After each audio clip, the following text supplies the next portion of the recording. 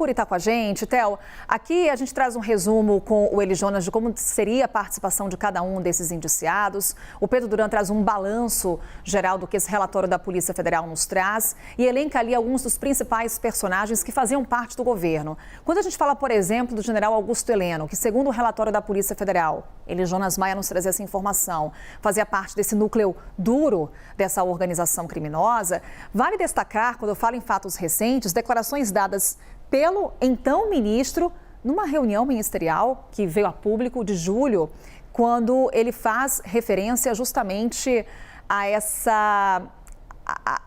faz referência dando a entender ali essa suposta tentativa de golpe. Exato, essas falas dúbias, né, Carol, que eram muito comuns naquela ocasião, tanto internamente em reuniões como essa fechadas, como externamente, como, por exemplo, falas do então presidente da República, dúbias do próprio Braga Neto, dizendo os dois que no momento oportuno haveria alguma coisa, então sempre tinha, no momento certo, haveria alguma mudança, então, mesmo depois do resultado das eleições. O Augusto Heleno faz uma menção a virar a mesa antes das eleições. Também menciona em uma reunião de julho de 2022 sobre a possibilidade de infiltrar agentes na campanha eleitoral. Disse numa reunião de julho que conversou com a ABIN sobre a possibilidade de infiltrar agentes. Isso aconteceu em julho, trazendo mais para perto.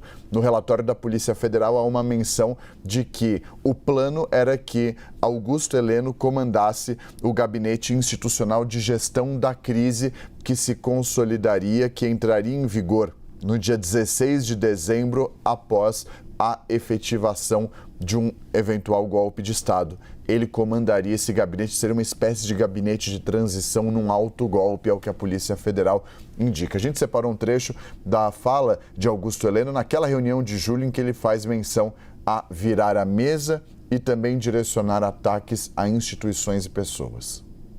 Não vai ter revisão do VAR. Então, o que tiver que ser feito, tem que ser feito antes das eleições. Se tiver que dar soco na mesa antes das eleições, se tiver que virar a mesa antes das eleições, depois das eleições, será muito difícil que tenhamos alguma nova perspectiva.